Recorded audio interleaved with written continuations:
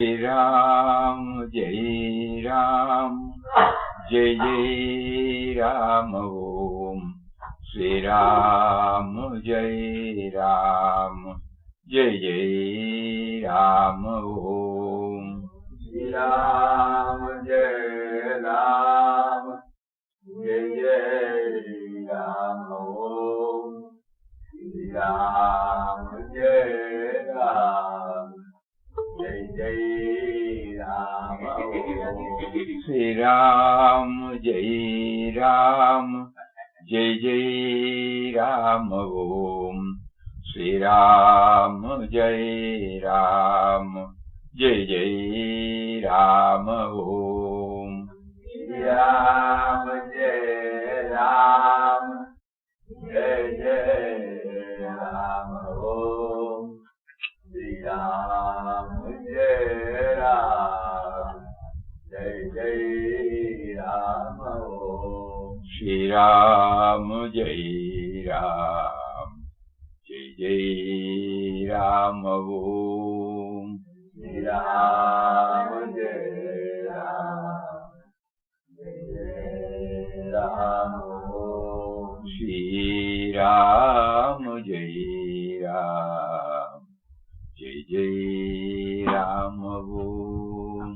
Shri Ram, Jai Ram, Jai Jai Ram Om. Shri Ram, Jai Ram, Jai Jai Ram Om.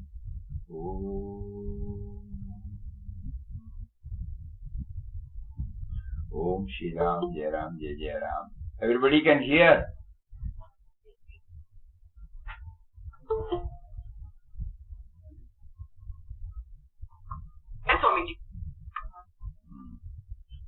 Because here the screen has not come full.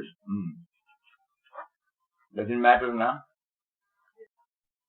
So we are going through some of the points raised by devotees who have been hearing this. And we don't know where we left yesterday. Where is relief, where is rest? This was the harsh cry of Ramdas. What does it actually mean? Is it simply a sad feeling that rose in the mind, or a prayer to Ram, or a connecting bridge with God? Yesterday we found it was a connecting bridge. Thenceforward, a part of the time that was formerly devoted to worldly affairs was taken up for meditation of Ram. Part of the time that was used means, had he set apart some time for worldly matters? Yes. He has not been fully relieved of his worldly commitments. He was taking care of the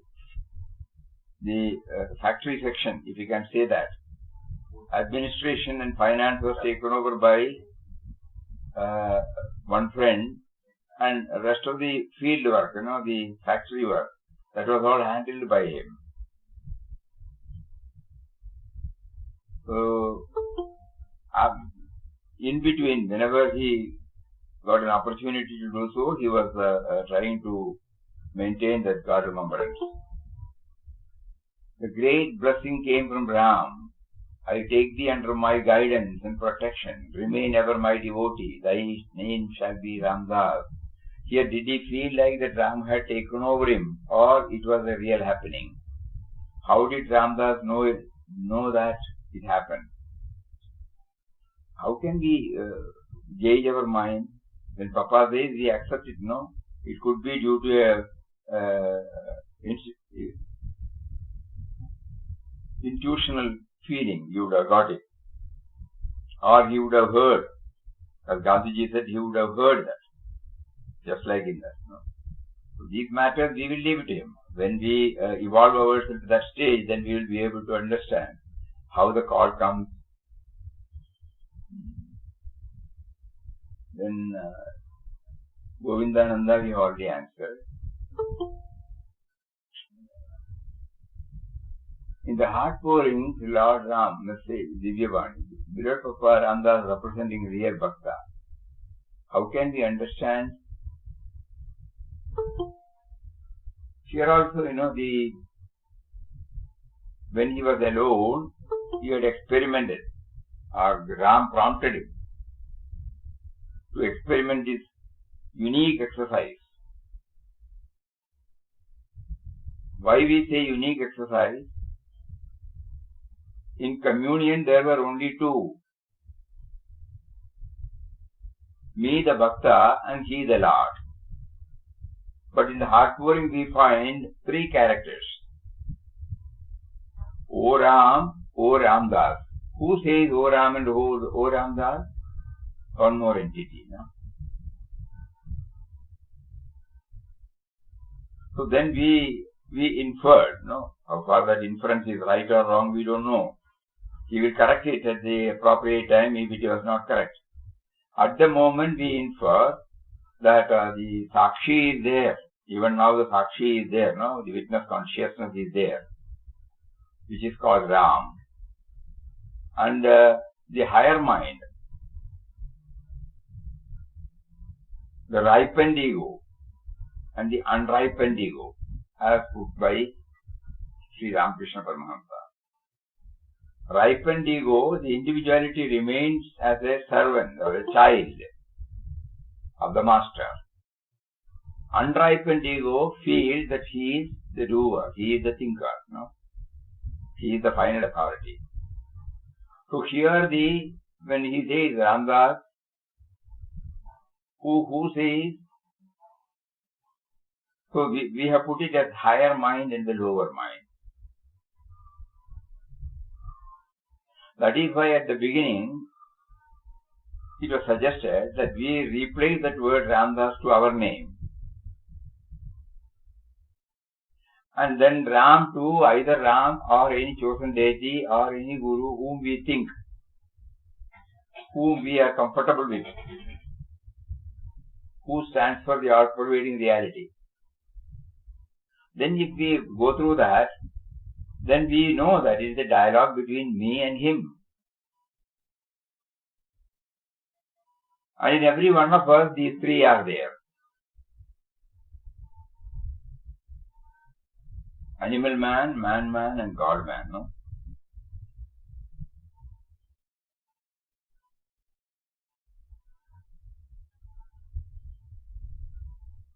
Thou bringest on the madness only for short time. Why not always? Virat Bappa asking, O Ram, thou bringest on the... In the case of householders, how will we reach even the short time of madness? Kindly suggest. Madness, here the madness is not a negative madness. It is the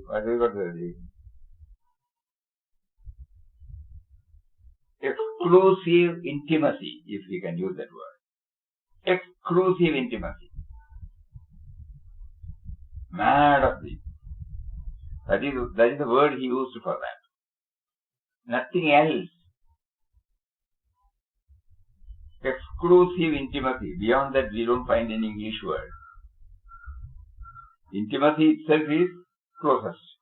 Exclusive. So, like madness means there is nobody else. Only he is there. But how to? Is it something that we can practice and cultivate? No. That is the fruition of our sadhana. It is the outcome of our sadhana. It is not like any other discipline where, you automatically get graduated to that state. Here, God's grace should be there, number one. Number two, the exclusiveness.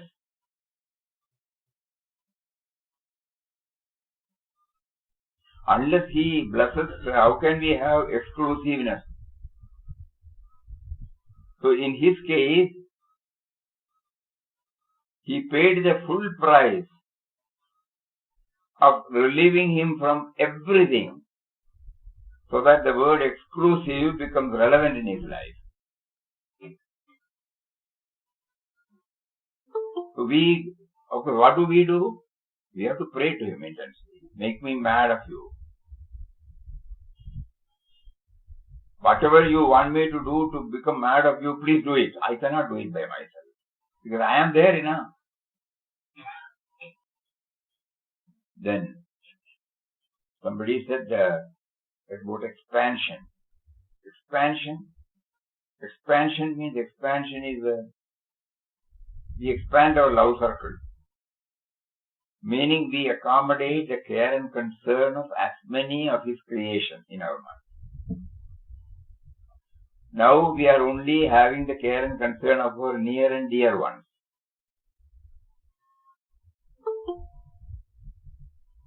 The sign of spiritual progress is that this circle gets expanded.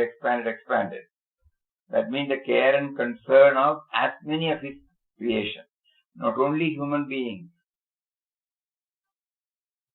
as many of His creation. Inert, insentient also. Birds, animals, insects also. So this is what we are aiming at. When he said Ram, the love, that means absence of otherness. Everything is covered. So we are aiming at that. That process is called expansion. Expansion from me to we to Him.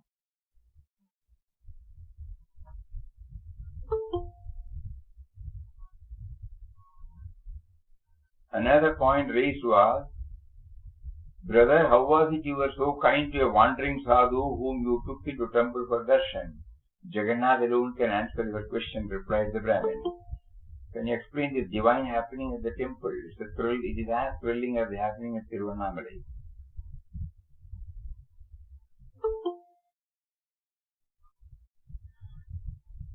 We take it that Papa is making us to think deeply, that when the prayer becomes ardent, it comes from the bottom of the heart, it is heard. Papa, normally he doesn't take any initiative to go anywhere, but this time when he reached Jagannathapuri, somehow Ram gave him, go and have your darshan, so he went there. It was difficult for him to get in. So from there he sent a heartfelt prayer.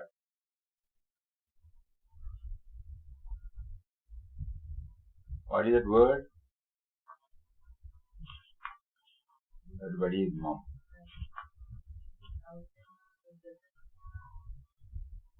O Ram, how can thy poor slave gain access to this rush of men and obtain thy darshan?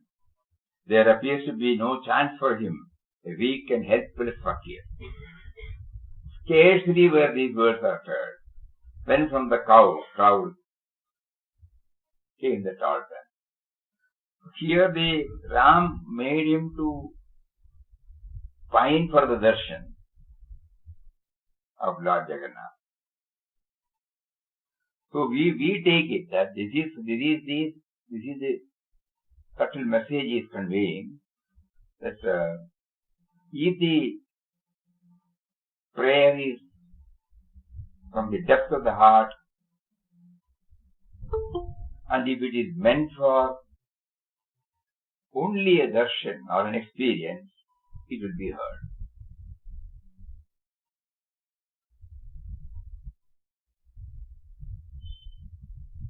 Normally we all go to temples, offer our prayer, we have devotion, faith in them.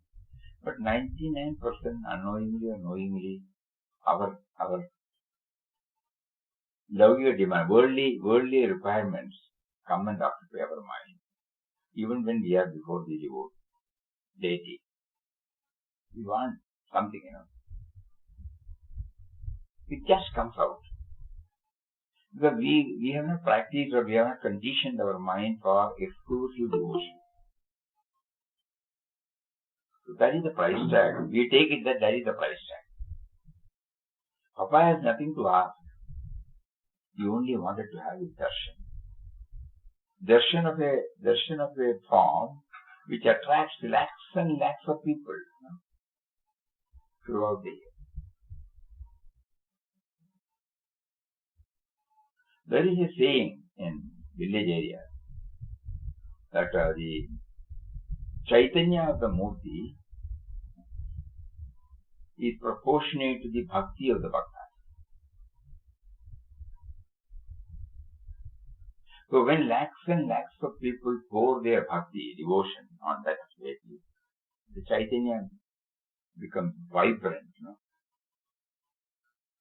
That is how some temples are famous, some temples are not. Just behind your building there may be a small temple. Limited people, limited activity. Why? The same deity is there in a big temple, in a famous temple. There is no difference. But there, thousands and thousands of people have poured their devotion on the deity mentally. They feel the deity as a living entity. That is why they rush up there, offer their prayers, they take some vows, they do some prayaschitta, so many things. In other temple, it's only we are not poured. It's a temple, so we go there, we just go down, but beyond that nothing.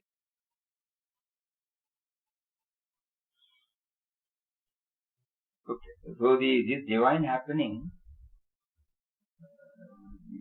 we take it, this is the lesson he says. If you go there with an ardent prayer and just to have the taste or glimpse of the Chaitanya, that's all. Nothing more, nothing less. Then it will be heard. And a very, another one important point was raised by another devotee. In page number 24, that is, that the two youngsters made some comment about Papa and the way in which he reacted. Ramdas had simply put on the robes of sannyasi in order to find a living thereby to the two young men. Is it all possible to take this as a true statement? No. His motivation is far more sublime. Then why does Ramdas say it? He would have said something like, yes, Ramdas has put on the robes by himself without following the traditional ritual and thus stayed within the bounds of truthfulness. Why did he speak like that? It's a mystery. Yes, you are right. It's a mystery.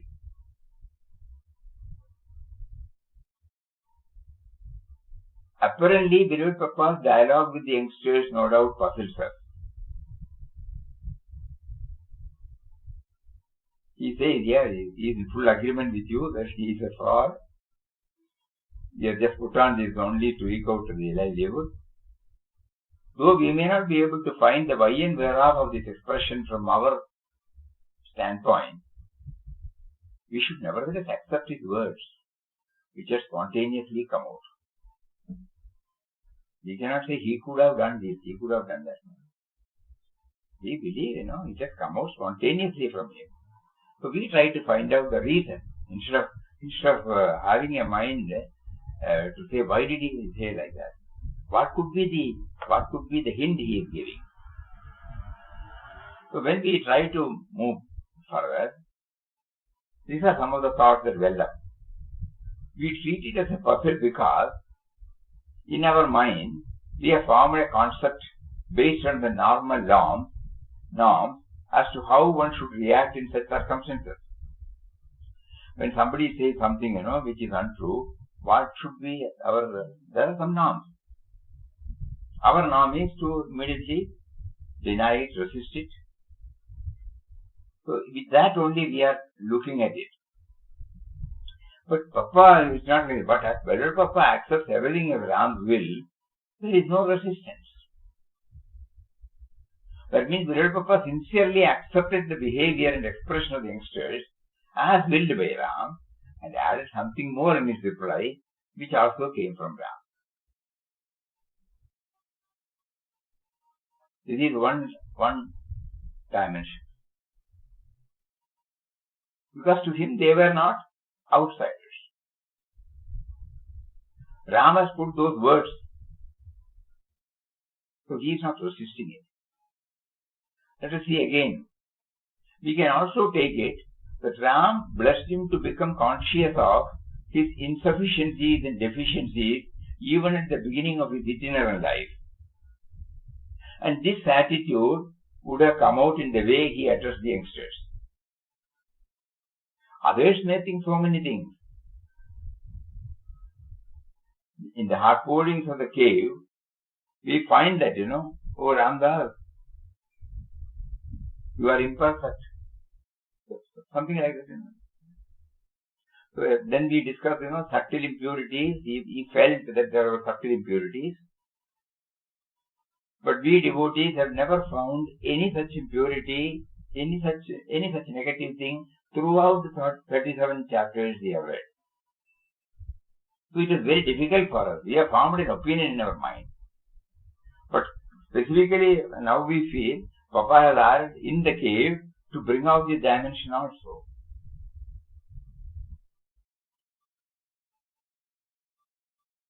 What is external need not necessarily be an expression of the internal. Gross and subtle are different. So at the subtle level, there may be, he would have found, we have to take his word. So when these boys commented, he would have become conscious of it. We can also take it, Ram blessed him to become conscious of his deficiencies or insufficiencies even at the beginning of the itinerant life, and this attitude would have come out in the way he addressed the youngsters. The hot pouring in the cave corroborates this point. Further, at the time of the adoption of sannyas, the three vows taken by Virat Papa, the last one says, the body be maintained and fed upon the food procured by Bhiksha, on what was offered as alms, which Virat Papa knew the youngsters are not aware.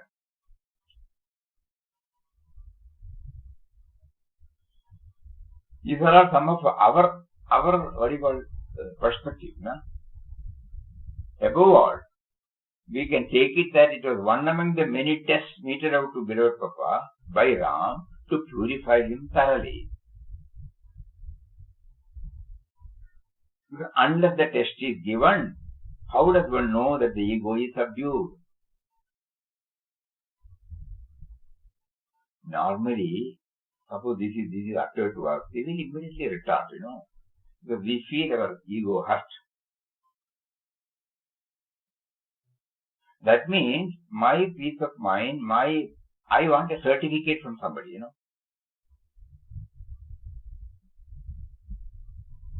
And if the certificate is positive, I am happy. If the certificate is negative, I am unhappy. But here, no. Papa doesn't expect any certificate. That means Papa's peace or bliss or whatever you call it, it is not dependent upon anybody's appreciation or depreciation.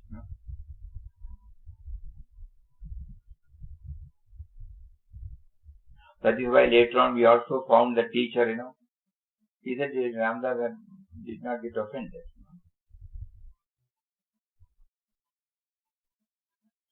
Because Chidanji Maharaj says, daily life is an opportunity provided for us to exercise the spiritual dimension gained during our inner studies, reflection, japa, meditation. This is a very, very important quotation. All of us should be able to think about it. Because in our mind there are, these are all the disciplines. What are they? Inner studies, reflection, the journey, contemplation. And then japa is there, meditation is there, puja, something, whatever. How do we know that all these spiritual exercises have gone in, or whether it stays at the surface level?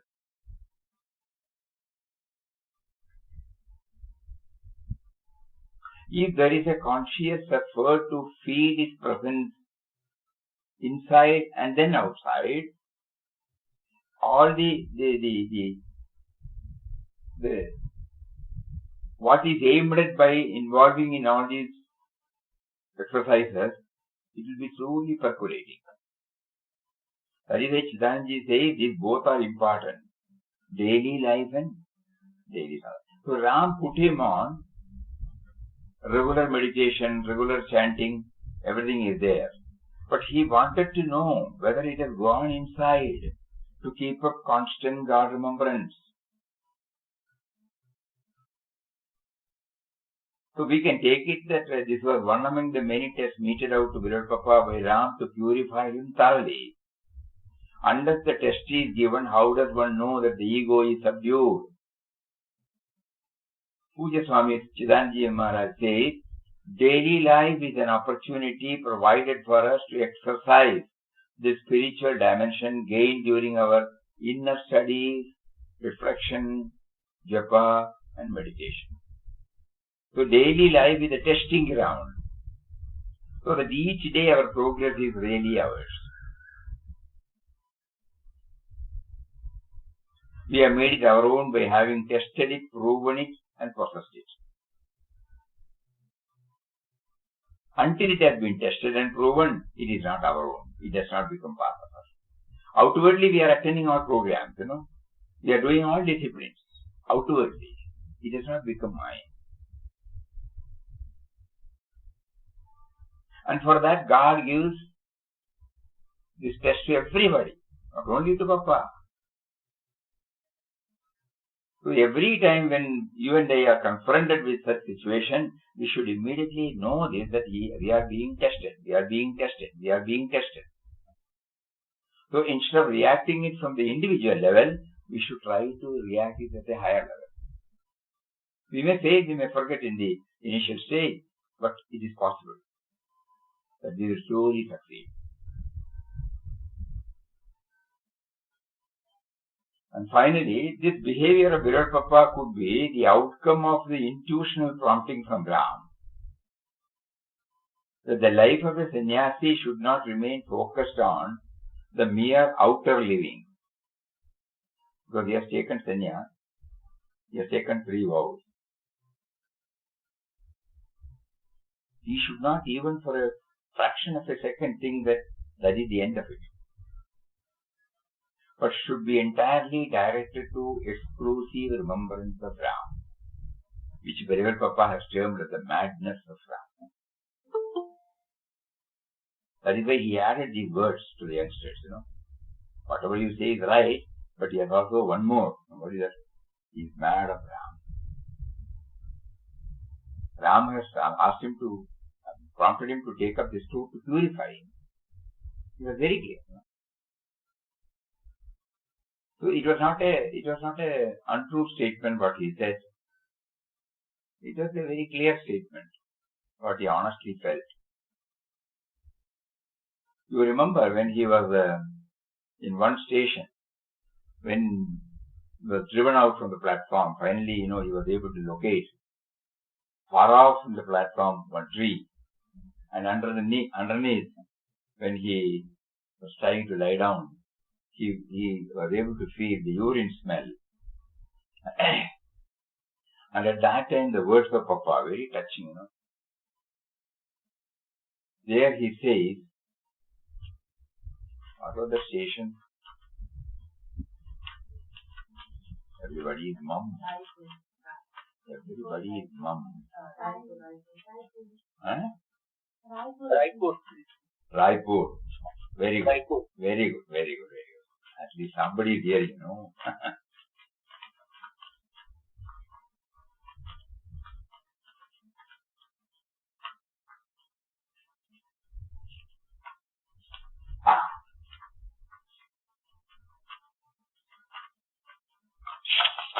Even Papa don't have any things to give clothes or anything. Correct. And that word is very touching, That is important. 117. Okay.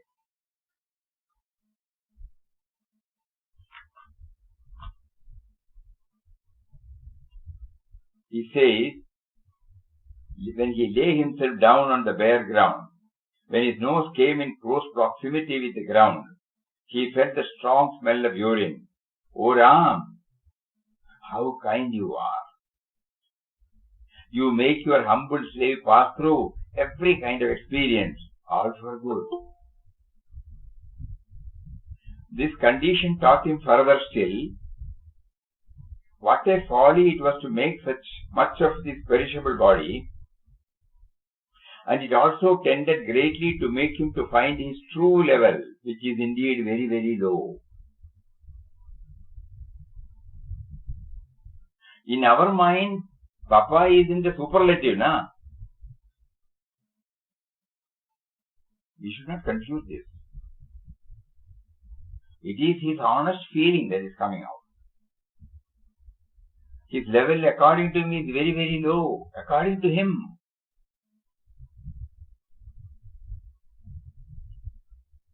So this behavior of Viral Papa could be the outcome of the intuitional prompting from Ram that the life of a sannyasi should not remain focused on the mere outer living,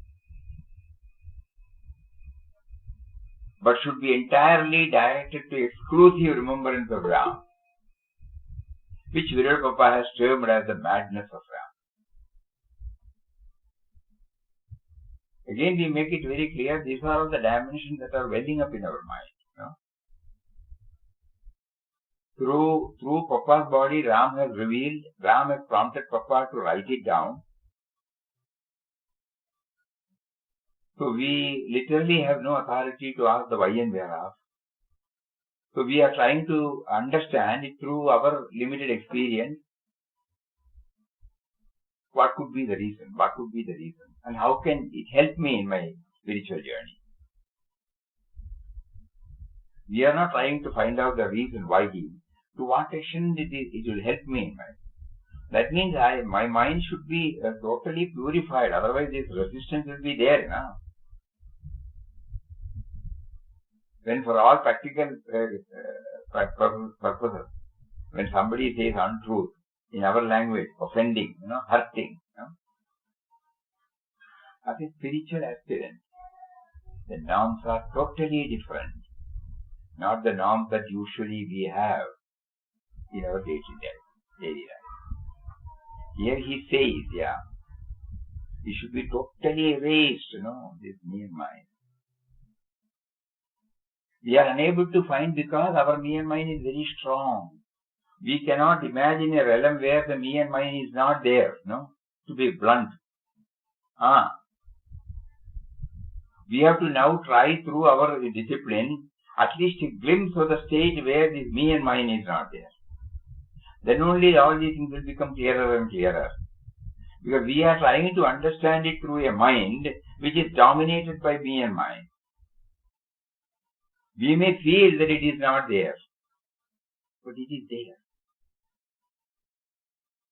We remember Chinmayanandaji's words, when we see the world through the goggles of limitation, the world seems to be finite.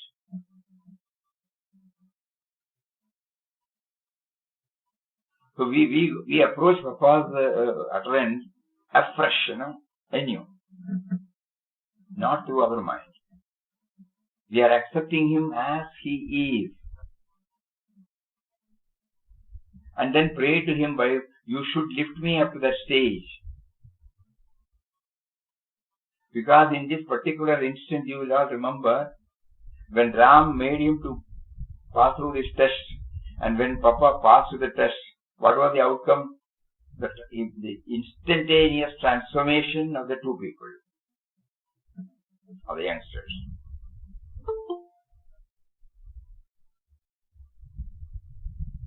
So not only that it helps me in my spiritual progress, but it also transforms the other people who have seemingly got this negative approach. It's a wonderful message for all of us. Instantaneously they prostrated, they sought his forgiveness, and then they started serving him. They became very close. Because God is there in them also. The moment it was touched and kindled, the goodness in them also came out. So this is the lesson he is teaching. We take it like that. That when we become humble, when we become totally, the self-effacement has taken place. Any test meted out to us by God, from inside as well as from outside, if we hold on to that, and if we pass the test, not only that we become peaceful, but we also radiate peace in and around.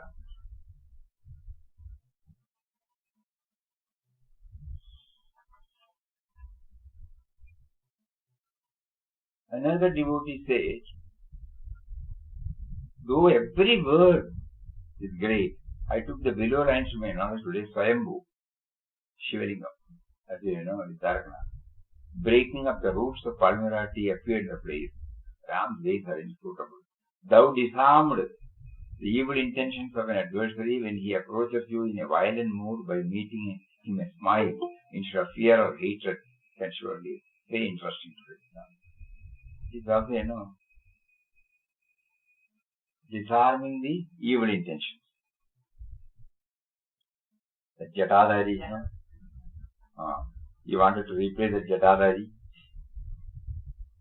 So immediately the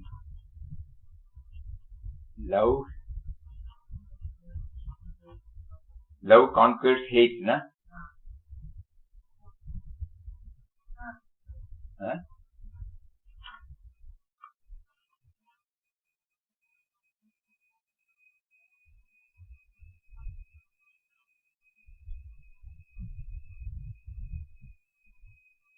Here also he takes it as a test also, O Ram, when the invincible arm protects thy slave, where was fear for him?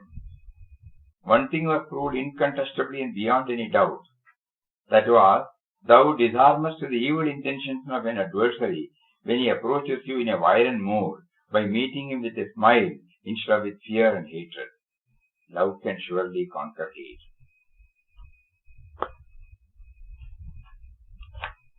See, rather than a tall philosophy, every chapter is with an episode. So it is easy for us to remember the episode. That is the beauty of the inquest of God. Apparently we will not see any philosophy there.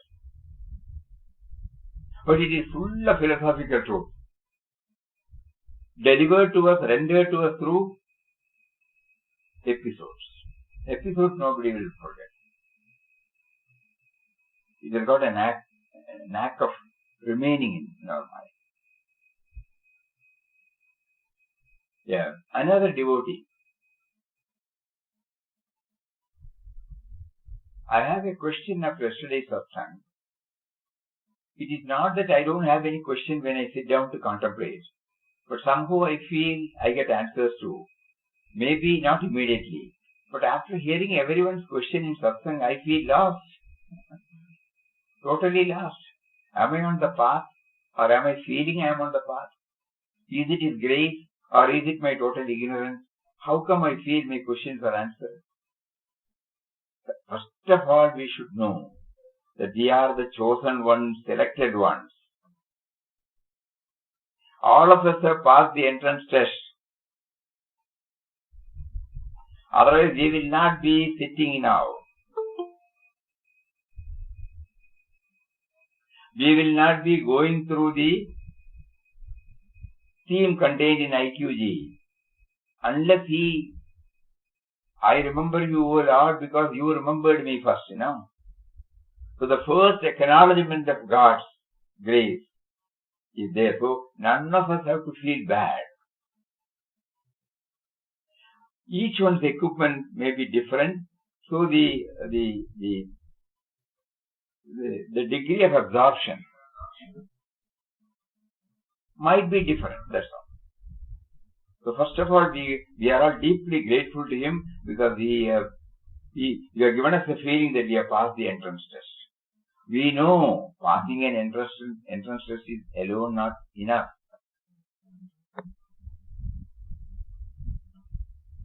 persevering attempt should be there for a longer time, and with various disciplines should be there. Just because I somehow got that entrance test, if I pass through it, it doesn't mean it stops. No. That is the first stage of my, to get confidence here. I can, I will. So Papa is using that, Otherwise he will not be. So let us not belittle anything. So if it is grace, it is His grace. Even these words are coming because He has poured His grace by His presence, by His motivation, by His facilitating all these things. So we don't have to have any doubt about it, 100% clear about it. I am feeling a change within as to how I respond to circumstances. Slowly going in. I find myself involved in activities which are helping me understand myself more, activities which help me to go within. Very good. I have thoughts which prompt me from within to do actions which take me on His path. I find myself in a happy state of mind thinking of Him, seeing His hand in all. Though these times are less, as many times, He makes me totally forget Him. Yeah. This conflict, this tug of war, it is there in everybody. At times we become highly sattvic, highly receptive. At times, enthusiasm gets punctured, as it were. Some other priorities come. That will be there. When we know that there is a big puncture or a small puncture, we go and do the inflation, inflate it as much as possible. So similarly, whenever we feel the morale is down, we have to somehow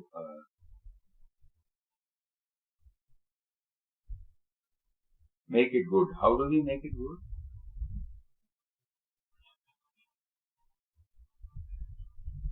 How do we make it good?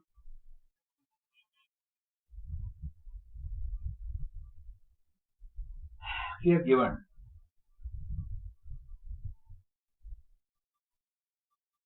We will try to read out his own words.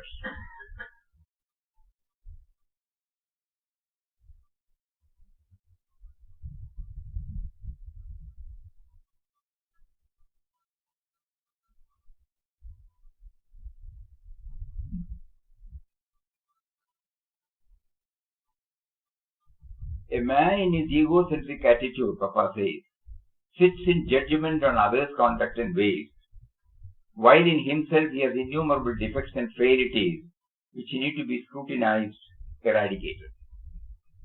It has been the habit with people to ignore their own weaknesses and see the same in others magnified as through a microscope. Introspection and direct examination of his own heart are essential for a man who wishes to make himself pure and thereby prepare himself for obtaining eternal peace and happiness which his soul thirsts for. Let the torch of criticism aimed at others be directed against oneself. First one. I will not blame anybody. When anything comes, the first reaction is, I am right, you are wrong, so I react. Here Papa says, let the torch of criticism aimed at others be directed against oneself. Let the pride with which one is observed be laid in the dust. Let him know where he stands, what he is, what his inner cravings are, what is the disease that has seized his soul, what are the impurities lurking in his mind, what is the great obstacle that stands between him and the immortal bliss and peace, what are the bonds that keep him tied down to the low levels of life and prevent him from soaring into the heaven of his real life and being, the eternal truth. When he has thus, by deep reflection, discovered what he is, he can, through prayer, number one. Number two, self-discipline. Number three, company of great soul. And number 4, acts of love and compassion. Get rid of all impediments. Prayer, self-discipline, satsang, and acts of love and compassion. Not merely at the intellectual level. It should be directly reflected in our daily life. Whenever, so when he has thus, by deep reflection, discovered what he is, he can, through prayer, self-discipline, company of great souls, and acts of love and compassion, get rid of all impediments, mental obsessions, nay, darkness that envelops his soul, and realize the splendor power, peace and joy of the great truth that dwells within him.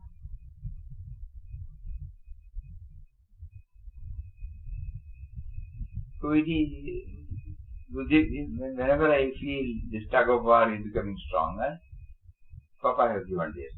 Immediately, you refer to any words of any Mahatma.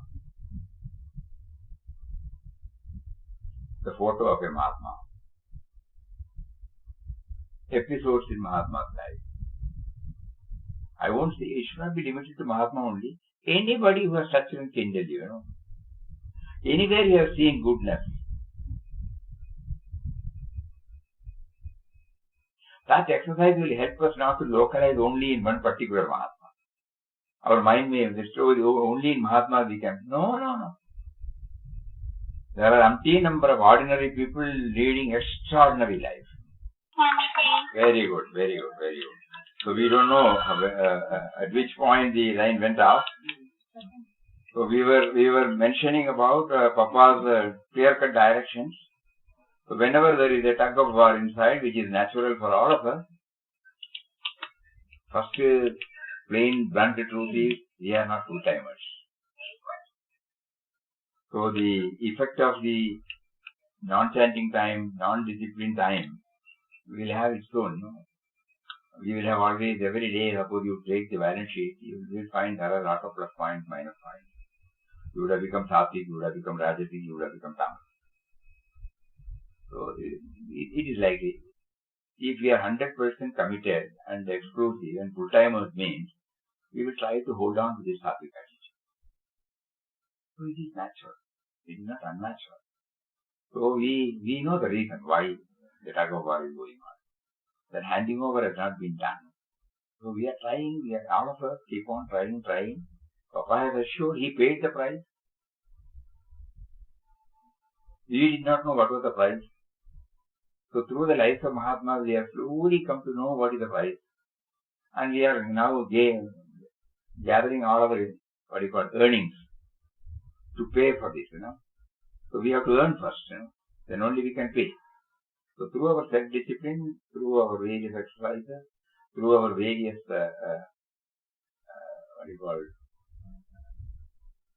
methods by which all these principles are implemented in our daily life, these are all the gains, These are all our earnings.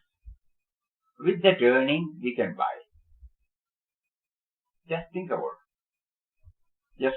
Just merely hearing something, seeing somebody, it is not good. We have not earned anything.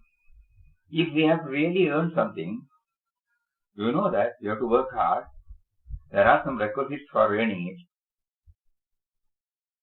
And so the righteous earning comes only when we make solid efforts towards it, exclusive efforts, concentrated efforts. Perfection, ensuring perfection in this. So when we do all these things, we earn. And that earning can be used for buying. So similarly in spiritual progress, now we understand through Papa's life, through Mataji's life, through any Mahatma's life. Today is Swami Shivanji Maharaj Jayanti day.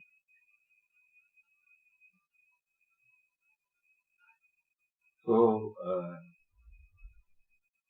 we don't have much time. These, just now we remembered him, He was also like us. From there, how he rose to that rise. And even today, he is a source of perennial inspiration for innumerable people. Though he has dropped the body in 63, he continues to. What is it that? So we try to, then we know the price he paid. When he went to Haridwar, even when Papa went to Haridwar, there were hardly 100 tassel sheds. That's what Papa built in Haridwar, sorry, in Rishikesh. Now it's a big township. So when Shivanji also came there, almost around that time. So there won't be zero facility. Absolutely zero facility. We were told that even during those times he used to get it from the Anakshetra, and then the chapati, it's very difficult to chew it. So he used to soak it in Ganges water, Ganga water, and then make it soft and then eat. With nothing to fall back upon, absolutely.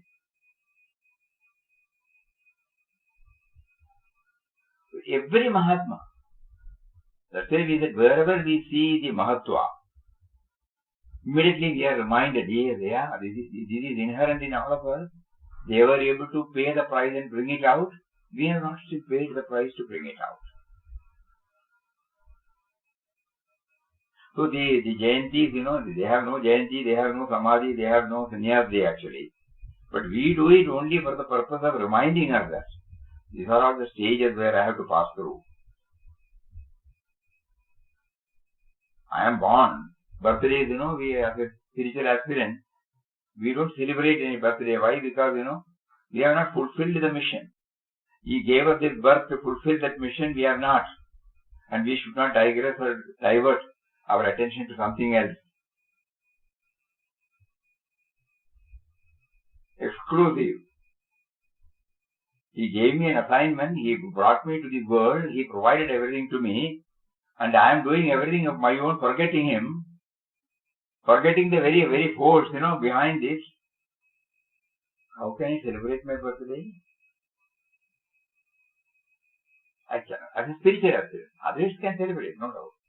Happy birthday to you. It's a joy, get together will be there, all people will join. There is a justification for that. But as a spiritual aspirant, no. We have come here, we have been given all these facilities to realize it, to realize him in everybody, in everything. Until and unless that is there, how can I celebrate? So every birthday will remind me I have not been able to justify my existence, the purpose for which I have come here.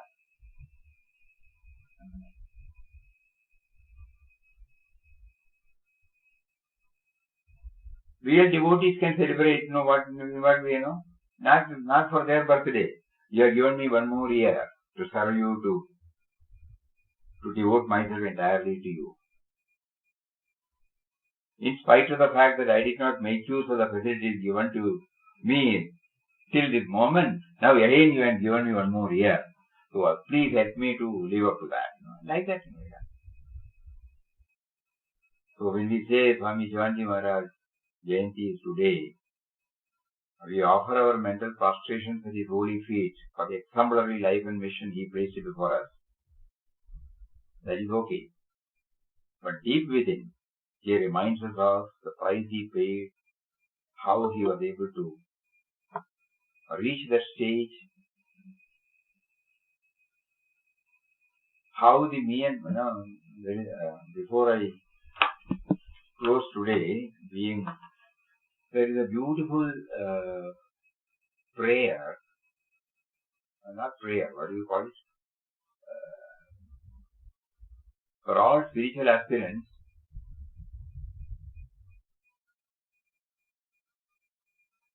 everybody emphasizes on stilling the mind. So here we find Papa and Shivanji Maharaj, both of them are giving us some hints, simple words but profound. Bhajan must lead you into silence, Papa says. Silence not merely orally but mentally. That stage of silence you must reach soon, without going on making noises all the life. Utterance of God's name is to make the mind ultimately still, free from all thoughts. In the stillness it is that you know and realize God. Out of silence, tremendous forces are released, wonders are worked. Learn to be silent. It is not merely outer silence, but inner silence, silence of the mind. When we recede into the depth of silence within us, we arrive at the true basis of our life. We discover that from this source, all life and manifestation have come forth in their amazing variety and multiplicity. Actually, we are all floating in that silence. It is at this source that we discover the eternal fountain of peace and joy.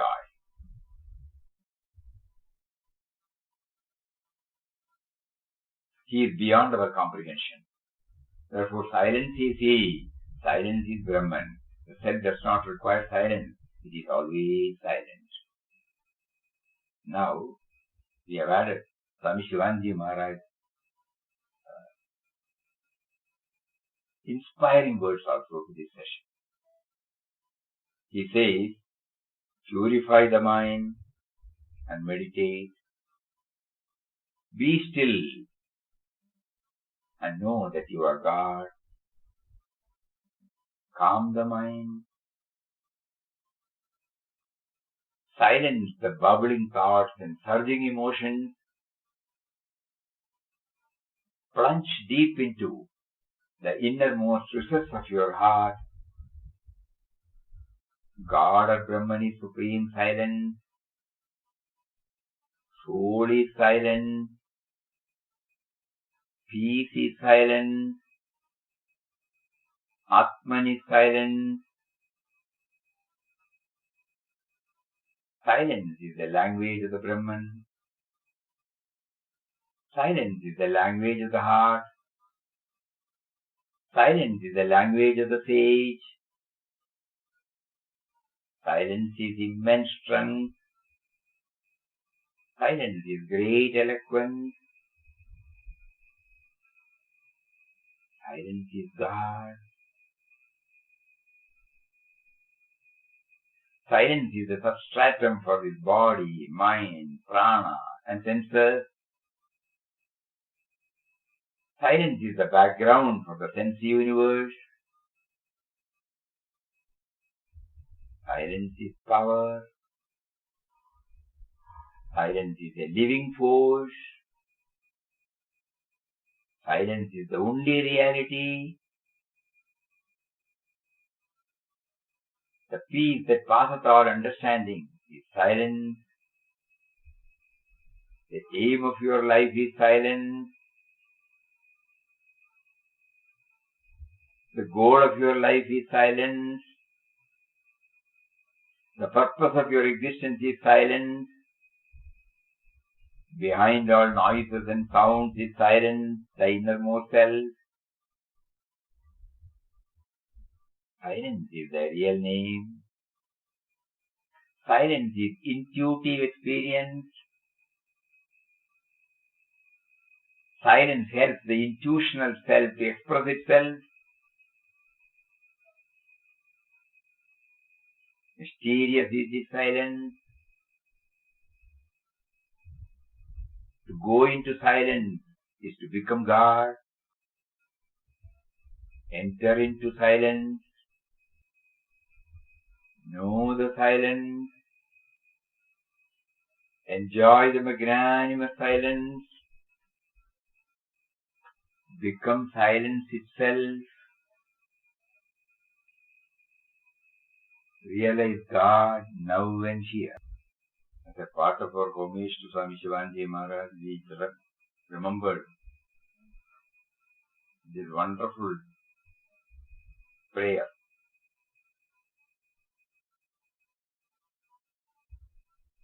In satsang, at the end of it, everybody closes their eyes. Mentally they travel through these words. And then finally, it takes us to the door and then leave us there. It's such a wonderful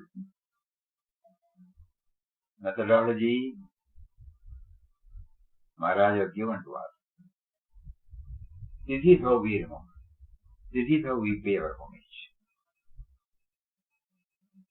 Because ultimately what Papa is aiming at, utterance of God's name is to make the mind ultimately still free from all thoughts. It is in the stillness that you know and realize God. This is the first text He gave us, okay. Now how to proceed further? There is a step-by-step movement. There are so many inner caves in our mind. So we are just opening one by one. And the last one, he says, from that, the mysterious is the silence. To go into silence is to become God. Enter into silence. Know the silence. Enjoy the magnanimity. Become silence itself. Realize God now and here. Hari Om. So now we were talking about, how to evaluate, how to keep ourselves fully charged always. These are some of the methods. Now itself you can see how he facilitated us to remember all these things, and he will do that. He has assured us he will do that. Yesham nityaviyuktanam yogakshemam vahamyam. Your yoga and Shema will be looked after by me. So whatever is necessary for us in our journey, he will provide. Provided. He will provide, provided there is a pining in us, there is the earth in us, there is a yearning in us, a deep desire to, aspiration to live up to that. So then mysteriously he provides. So the ultimate message he has given us is that none of us should feel that the price cannot be paid by us. First thing is we have to earn. So from today onwards we will start this concept of earning, consolidating our earnings, so that sooner we will be able to build up the reserves to pay the right price for our ultimate gift.